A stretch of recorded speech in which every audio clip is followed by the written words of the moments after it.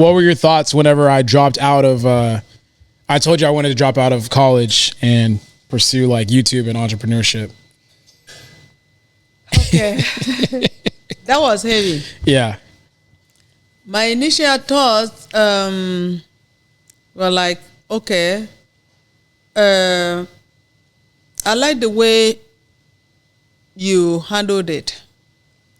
I remember when I went to your orientation, they were talking about, at Texas Tech. Texas Tech, yeah. So we went there and they were talking about how some children will be there, quit, they would drop out and never tell the parents. Mm-hmm. And then graduation time will come. And then, they said it in the orientation, like, hey, you got to be in touch, know what's going on, So they will be like shocked. They will be shocked that their child wasn't actually in school. Mm-hmm.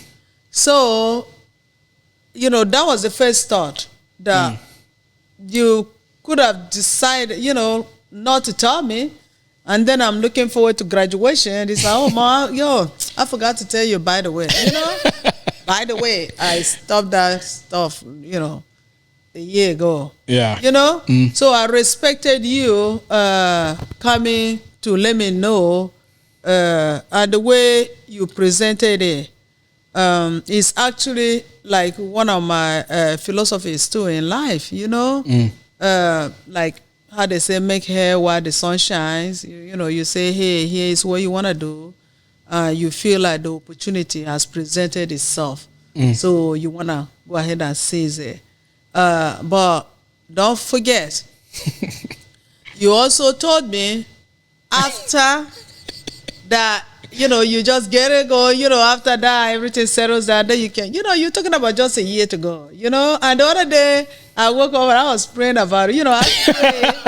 You think it's what I pray, I didn't want to embarrass you, like starting off podcast with you, like, oh, let's say a word of prayer. No, it's fine if you wanted to do it. But I prayed before I came. Okay. I was like, hey, hope it touches somebody in a positive way, Mm-hmm.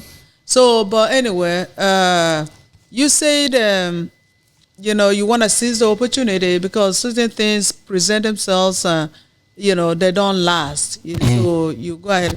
If there's one thing I know is that for some reasons, I'm able to discern, like all of you, I know you more than you think. Like I know, okay, you're capable of this, your other sibling, this is what they're capable of doing, this and that. And I know that right at the time, now up to today, I knew that you put some thought in it. And you had a strategy or what you were going to do, you tried to explain it a little, you had something going, then later on, you would, you just seize the opportunity and see where, I said, okay, I trust your judgment.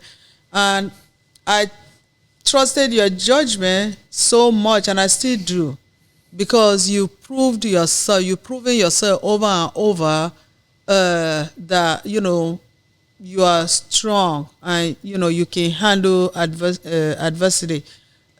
Whenever, you were playing football. Yeah, football, and all this, like your coach, your greatest cheerleader, everything centered around you. You had that tier, SL tier, and then at the same time, Coach White also died. I mean, I was losing it myself, like just imagining what was going on in your head. So in the interim, then you had to go through all that surgery, and then I was in law school. It was one of the most difficult periods of my life. So I'm calling the school because, I'm saying, hey, he's very conscientious. Maybe he's just trying not to stress me. I don't know what's going on in his mind, but his life has been football. And I called the coaches. I was like, oh, my God, can you keep an eye on him for me? Talk to him, encourage him, because I'm so concerned. All he talks about does is football, and then, now surgery and all kinds of stuff. But anyway, when you overcame that in the way you did, I had all the confidence. Yeah. I had all the confidence in the world, and I trusted your judgment. that if this guy got out of this without any depression, like, or, because people take things differently. Yeah. Somebody will sit back there and, once upon a time, would I be in the football? Playing this, if not for that, whatever. So because of that, look at me now, I have nothing else to do, like my dream shattered, so therefore don't play.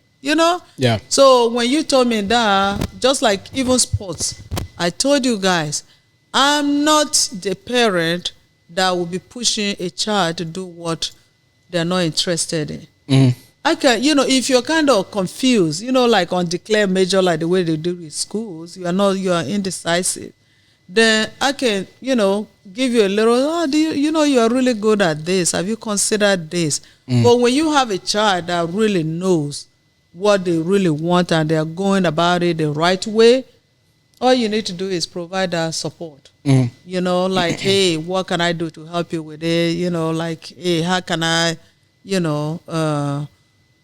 how just use me, like how can I help you to attain your dreams? Yeah. So that was my thought, and it didn't shake me.